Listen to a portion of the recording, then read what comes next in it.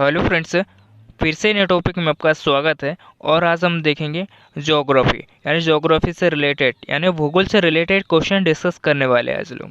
और ये टॉपिक आपको पसंद आता है तो इसे लाइक ज़रूर करिएगा और अपने दोस्तों के साथ भी शेयर कीजिएगा ताकि उन लोगों की भी हेल्प हो सके। तो चलिए टाइम वेस्ट न करते हुए क्वेश्चन की ओर चलते हैं। तो इस वीडियो के लास्ट तक आप लोग बने रहिए दोस्तों। तो चलिए फर्स्ट क्वेश्चन की ओर चलते हैं। फर्स्ट क्वेश्चन देखते हैं, कौन सी अक्षांश रेखा भारत के मध्य से होकर गुजरती है। यानी कौन सी अक्षांश रेखा जो है वो भारत के मध्य से गुजरती है। तो जो कर्क रेखा है दोस्तों वो भारत के मध्य से गुजरती है। नेक्स्ट क्वेश्चन देखते हैं, प्रायद्वीप भारत में तालाब से सिंचाई के प्रचलन के लिए निम्नलिखित में से कौन सा एक कारण नहीं है। यानी प्रायद्वीपीय भारत में जो तालाब से जो सिंचाई के प्रचलन के लिए जो निम्नलिखित में से कौन सा एक कारण नहीं है दोस्तों। कौन सा कारण नहीं है?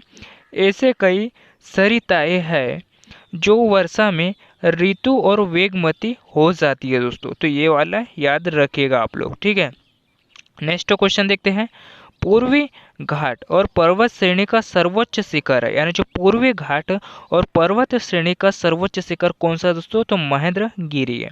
नेक्स्ट क्वेश्चन देखते हैं, सतलज एवं काली नदियों के बीच हिमालय का कौन सा प्रादेशिक विभाग स्थित है। यानी सतलज एवं काली नदियों के बीच हिमालय का कौन सा प्रादेशिक जो विभाग है वो स्थित है दोस्तों? तो कुमायूं हिमालय स्थित है।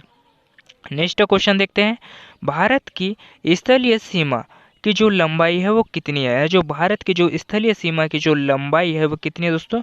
तो 15,200 किलोमीटर है दोस्तों। कितनी है? 15,200 किलोमीटर है दोस्तों। नेक्स्ट क्वेश्चन देखते हैं,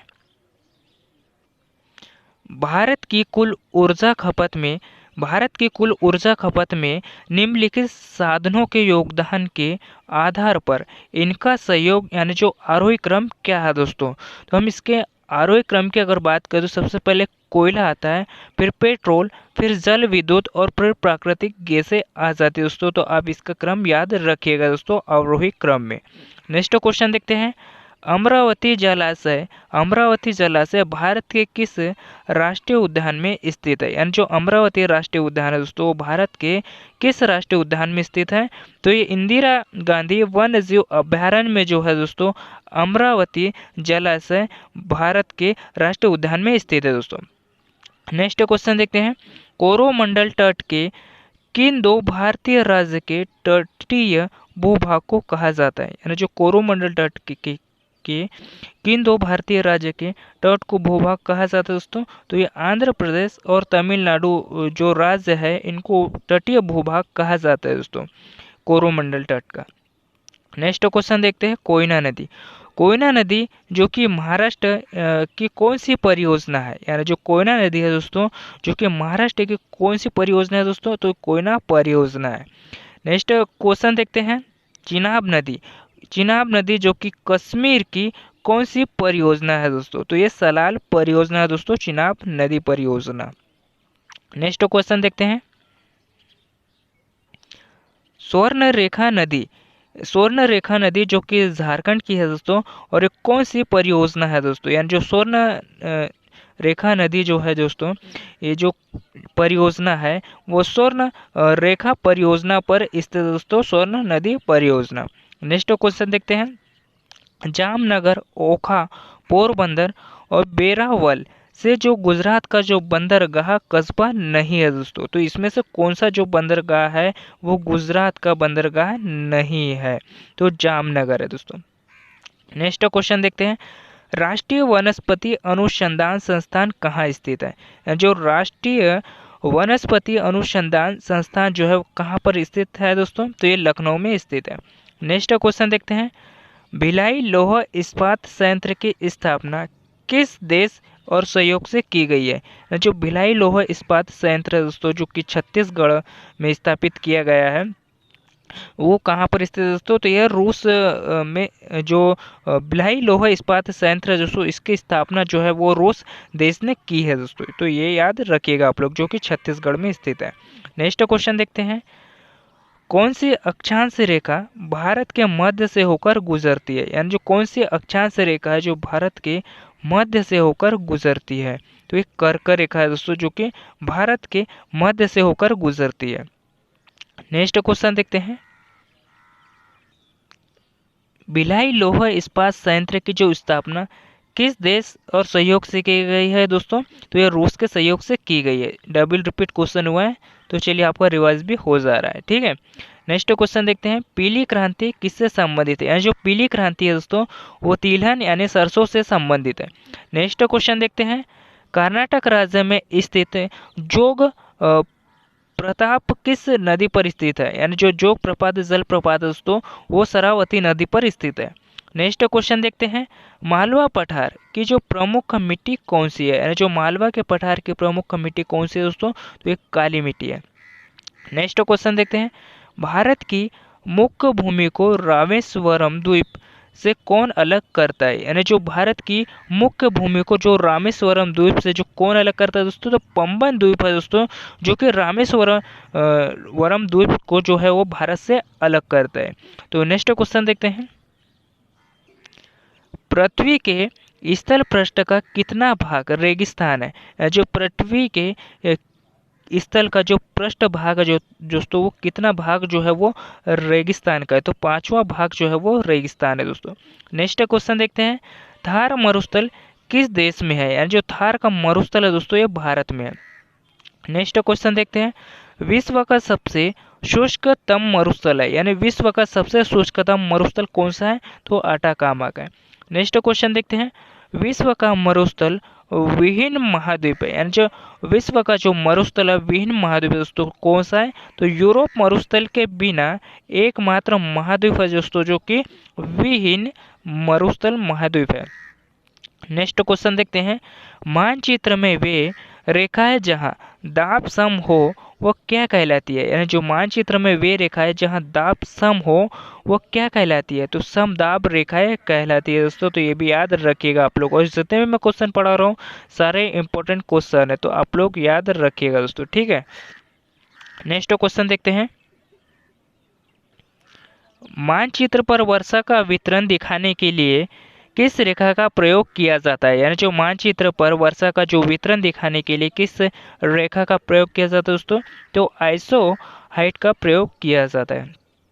नेक्स्ट क्वेश्चन देखते हैं, सूर्य और पृथ्वी के मध्य अधिकतम दूरी क्या होती है? यानी सूर्य और पृथ्वी के मध्य जो अधिकतम दूरी क्या होती है दोस्तों? तो ये 4 जुलाई को होती है अधिकतम दूरी।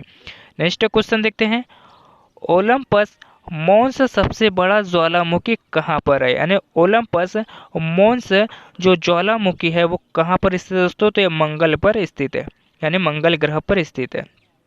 नेक्स्ट क्वेश्चन देखते हैं, सूर्य प्रकाश धरती तक पहुंचने में कितने मिनट लेता है? यानी सूर्य का जो प्रकाश है वो पृथ्वी तक पहुंचने में कितना मिनट लेता है दोस्तों? तो 8.3 मिनट लेता है। नेक्स्ट क्वेश्चन देखते हैं, नॉर्वे में अरात्रि के समय सूर्य कब दिखाई देता है? यानी जो नॉर्वे जो कंट्री है दोस्तों उसमें अरात्रि के समय यानी आधी रात के समय सूर्य कब दिखाई देता है दोस्तों? तो 21 जून को दिखाई देता है। नेक्स्ट क्वेश्चन देखते हैं, जनसंख्या की दृष्टि से भारत का विश्व में कौन सा स्थान है? जनसंख्या की दृष्टि से भारत का जो विश्व में कौन सा स्थान है? तो ये दूसरा स्थान है। नेक्स्ट क्वेश्चन देखते हैं, क्षेत्रफल की दृष्टि से भारत का विश्व में कौन सा स्थान है? तो क्षेत्रफल की अगर बात करें तो भारत का जो विश्व में स्थान है वो 7वां है, अगर जनसंख्या की बात करें तो दूसरा है, तो ये भी याद रखिएगा आप लोग। नेक्स्ट क्वेश्चन देखते हैं, भारत के उत्तर में कौन कौन से देश है? यानी जो भारत के जो उत्तर साइड में अगर हम बात करें तो कौन कौन से देश है? तो चीन है, नेपाल है और भूटान, यानी ये 3 कंट्रीज जो है दोस्तों भारत के उत्तर में स्थित है। अगर हम इसके अगर भारत के जो टच राज्य जो होते हैं दोस्तों यानी जो लगे हुए राज्य उनकी हम बात कर रहे हैं, ठीक है।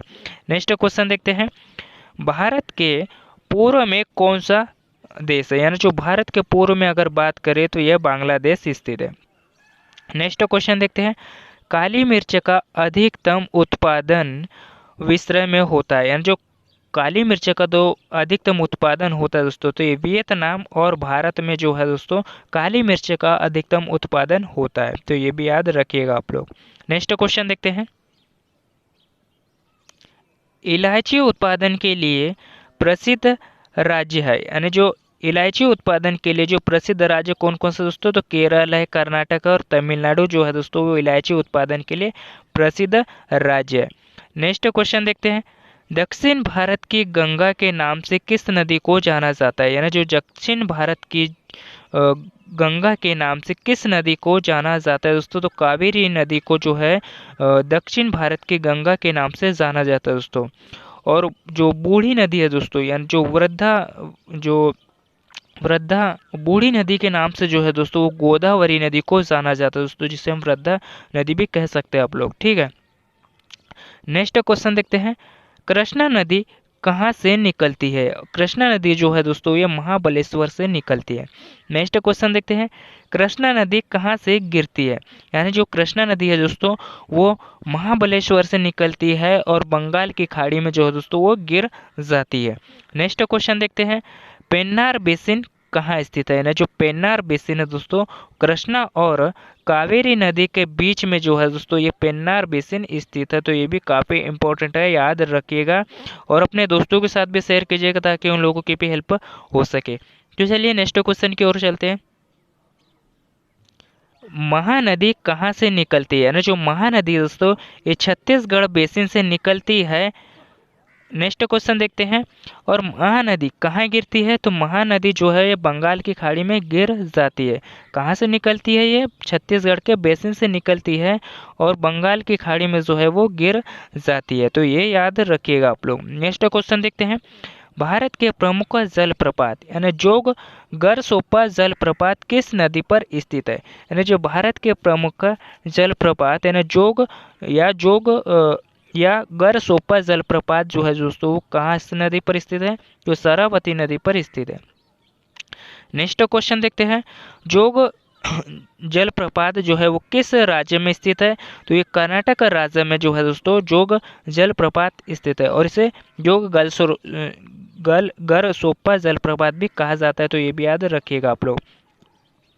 नेक्स्ट क्वेश्चन देखते हैं, चूलिया जलप्रपात जो है वो किस नदी पर स्थित है, तो ये चंबल नदी पर स्थित है दोस्तों चूलिया जलप्रपात। नेक्स्ट क्वेश्चन देखते हैं, जोग जलप्रपात का नया नाम क्या है, यानी जोग जलप्रपात का जो नया नाम है दोस्तों इसे महात्मा गांधी जलप्रपात कर दिया गया है। नेक्स्ट क्वेश्चन देखते हैं, एशिया का सबसे बड़ा जलप्रपात है, यानी जो एशिया का सबसे बड़ा जो जलप्रपात है वो हुंड्रू जलप्रपात है। नेक्स्ट क्वेश्चन देखते हैं, चूलिया जलप्रपात किस राज्य में है, यानी चूलिया जो जलप्रपात है वो किस राज्य में स्थित है दोस्तों, तो ये मध्य प्रदेश राज्य में स्थित है। नेक्स्ट क्वेश्चन देखते हैं, शिव समुद्रम जलप्रपात किस नदी पर स्थित है, यानी जो शिव समुद्रम जलप्रपात है दोस्तों किस नदी पर स्थित है, तो ये कावेरी नदी पर स्थित है। नेक्स्ट क्वेश्चन देखते हैं, ककोलत जलप्रपात किस नदी में है, यानी किस राज्य में है दोस्तों ककोलत जलप्रपात, तो ये बिहार राज्य में जो है दोस्तों ककोलत जलप्रपात स्थित है बिहार राज्य में। तो ये भी याद रखिएगा आप लोग। नेक्स्ट क्वेश्चन देखते हैं, एशिया का सबसे बड़ा जलप्रपात यानी हुंड्रू कहाँ है, यानी जो एशिया का सबसे बड़ा जलप्रपात हुंड्रू है दोस्तों कहाँ पर स्थित है, तो ये स्वर्ण रेखा नदी पर स्थित है दोस्तों और रांची के पास में जो कि झारखंड यानी रांची के पास में स्थित है दोस्तों जो कि झारखंड में आता है। और झारखंड की अगर बात करें तो झारखंड की जो राजधानी है वो रांची ही है, ठीक है। नेक्स्ट क्वेश्चन देखते हैं, चित्रकूट जलप्रपात को किस अन्य नाम से जाना जाता है, यानी जो चित्रकूट जलप्रपात दोस्तों उसको किस अन्य नाम से जाना जाता है, तो नियाग्रा जलप्रपात के नाम से भी जाना जाता है दोस्तों चित्रकूट जलप्रपात को। नेक्स्ट क्वेश्चन देखते हैं, धुआंधार जलप्रपात की अगर बात करें तो ये किस नदी पर स्थित है, तो ये नर्मदा नदी पर स्थित है दोस्तों, ठीक है। नेक्स्ट क्वेश्चन देखते हैं, कपिलधारा जलप्रपात की अगर बात करें तो ये भी किस नदी पर स्थित है, ये भी नर्मदा नदी पर स्थित है दोस्तों। धुआंधार जलप्रपात कपिलधारा जलप्रपात दोनों ही जलप्रपात जो है वो नर्मदा नदी पर स्थित है।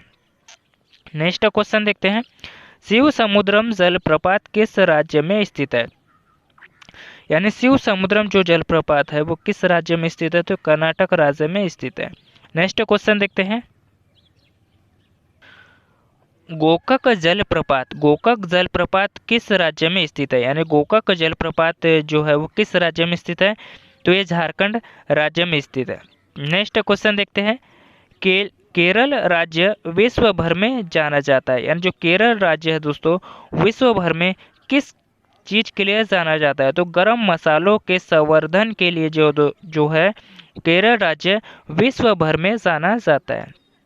नेक्स्ट क्वेश्चन देखते हैं। मसालों का बागान कहा जाने वाला राज्य है? यानी जो मसालों का बागान किसे कहा जाता है, यानी कौन से राज्य को कहा जाता है? तो केरल राज्य को कहा जाता है। नेक्स्ट क्वेश्चन देखते हैं। लौंग प्राप्त होता है, यानी जो लौंग जो होता है दोस्तों वो प्राप्त होता है, यानी जो लौंग होता है वो पुष्प कली जो होती है दोस्तों एक झाड़ की उससे जो है लौंग प्राप्त होता है। नेक्स्ट क्वेश्चन देखते हैं। लौंगों की खेती मुख्यतः होती है, यानी जो लौंग की खेती जो है मुख्यतः कौन कौन से राज्य में होती है दोस्तों? तो ये होती है केरल में, तमिलनाडु में और कर्नाटक राज्य में होती है दोस्तों लौंग की मुख्यतः खेती। ठीक है, तो ये आप याद रखिएगा क्योंकि काफ़ी इंपॉर्टेंट क्वेश्चन है दोस्तों, क्योंकि ऐसे क्वेश्चन काफ़ी पूछे जाते हैं। तो चलिए नेक्स्ट क्वेश्चन की ओर चलते हैं। नेक्स्ट क्वेश्चन देखते हैं। भारत में काला सोना के रूप में जाना जाता है, यानी जो भारत में काला सोना के रूप में किसे जाना जाता है दोस्तों? तो काली मिर्च और कोयला जो है दोस्तों इसे भारत में काला सोना के रूप में जाना जाता है। नेक्स्ट क्वेश्चन देखते हैं। भारत में मसालों का सर्वाधिक उत्पादक है, यानी जो भारत में मसालों का सर्वाधिक उत्पादक कौन सा है दोस्तों? तो ये गुजरात है। नेक्स्ट क्वेश्चन देखते हैं। काजू का प्रमुख उत्पादक राज्य है, यानी जो काजू का प्रमुख उत्पादक राज्य कौन सा है दोस्तों? तो यह महाराष्ट्र है। नेक्स्ट क्वेश्चन देखते हैं। नीलगिरी की पहाड़ियाँ किस राज्य में स्थित है? जो नीलगिरी की जो पहाड़ियाँ है वो किस राज्य में स्थित है दोस्तों? तो ये तमिलनाडु राज्य में स्थित है। नेक्स्ट क्वेश्चन देखते हैं। अन्नाईमुड़ी नामक चोटी, यानी अन्नाईमुड़ी जो नामक चोटी है दोस्तों उसकी ऊंचाई कितनी है? तो 2695 मीटर जो है दोस्तों अन्नामुड़ी नामक चोटी की ऊंचाई दोस्तों, जो कि काफ़ी इम्पोर्टेंट है दोस्तों। ऐसे जितने भी मैं क्वेश्चन पढ़ा रहा हूँ सारे इम्पोर्टेंट है, 3 से 4 बार रिवाइज कर लीजिएगा। तो चलिए नेक्स्ट क्वेश्चन की ओर चलते हैं। अरावली की पहाड़ियाँ किस राज्य में है? यानी जो अरावली की जो पहाड़ियाँ दोस्तों ये राजस्थान राज्य में स्थित है और ये सबसे पुरानी जो कि सबसे पुरानी पहाड़ी है दोस्तों जो कि अरावली, जो कि माउंट आबू में स्थित है दोस्तों। तो आप याद रखिएगा कहाँ पर स्थित है? माउंट आबू में स्थित है। ठीक है, नेक्स्ट क्वेश्चन देखते हैं। अरावली के पूर्व की ओर से कौन सी नदी निकलती है? अरावली के पूर्व की ओर से अगर बात करें दोस्तों तो ये बनास नदी निकलती है। नेक्स्ट क्वेश्चन देखते हैं। कौन सी नदी असम और अरुणाचल प्रदेश के बीच सीमा बनाती है? यानी कौन सी नदी जो है दोस्तों वो असम और अरुणाचल प्रदेश के बीच की जो सीमा बनाती है दोस्तों, तो संकोसी नदी बनाती है। नेक्स्ट क्वेश्चन देखते हैं। भारत और पाकिस्तान के बीच रेड क्लिफ रेखा कब निर्धारित की गई थी? जो भारत और पाकिस्तान के बीच में जो रेड क्लिप जो रेखा है दोस्तों वो कब निर्धारित की गई थी? तो 15 अगस्त 1947 को निर्धारित की गई थी। नेक्स्ट क्वेश्चन देखते हैं। महेंद्रगिरी पहाड़ियाँ किन दो राज्यों के तट पर है? यानी जो महेंद्रगिरी पहाड़ियाँ जो है दोस्तों वो किन दो राज्यों के तट पर है दोस्तों? तो उड़ीसा और आंध्र प्रदेश दो राज्य इनके इन दो राज्यों के तट पर जो है दोस्तों महेंद्रगिरी पहाड़ियाँ स्थित है। नेक्स्ट क्वेश्चन देखते हैं। पंबन द्वीप कहाँ स्थित है? यानी जो पंबन द्वीप है ये मन्नार की खाड़ी में स्थित है। नेक्स्ट क्वेश्चन देखते हैं। केंद्र शासित प्रदेशों में सबसे बड़ा पतन कौन सा है? यानी केंद्र शासित प्रदेशों में सबसे बड़ा पतन कौन सा है दोस्तों? तो पोर्ट ब्लेयर है। नेक्स्ट क्वेश्चन देखते हैं। कोलाबा पॉइंट कहाँ है? यानी जो कोलाबा पॉइंट है ये मुंबई में स्थित है दोस्तों। नेक्स्ट क्वेश्चन देखते हैं। डूंगरगढ़ रेखा को भारत और अफगानिस्तान के मध्य है, ये कब निर्धारित की गई दोस्तों? तो ये डुरंग जो रेखा है दोस्तों, ये कब निर्धारित की गई थी? तो 1896 में जो है दोस्तों भारत और अफगानिस्तान के मध्य निर्धारित की गई दोस्तों। तो ये भी याद रखिएगा आप लोग। नेक्स्ट क्वेश्चन देखते हैं। सदाबहार क्रांति भारत में कृषि उत्पन्न यानी उत्पादन बढ़ाने के लिए प्रयोग में लाई गई थी। तो कब प्रयोग में लाई गई थी दोस्तों? तो एम.एस. स्वामीनाथन ने उत्पादन और उत्पादकता में वृद्धि के मार्ग को उजागर करने के लिए जो है दोस्तों सदाबहार क्रांति का प्रयोग किया गया था दोस्तों। तो ये भी याद रखिएगा आप लोग। नेक्स्ट क्वेश्चन देखते हैं। नॉर्मन अंगस्टा बोरलॉन्ग जो कि हरित क्रांति के जनक माने जाते हैं, यानी जो नॉर्मन ऑर्गेस्टा जो है दोस्तों बोरलॉन्ग हरित क्रांति के जनक माने जाते हैं, वह संबंधित है। तो वह संबंधित है दोस्तों संयुक्त राज्य अमेरिका से संबंधित है। नेक्स्ट क्वेश्चन देखते हैं। भू आकृति विज्ञान के जो जन्मदाता है वो किसे माना जाता है? तो पेसेल को माना जाता है। नेक्स्ट क्वेश्चन देखते हैं।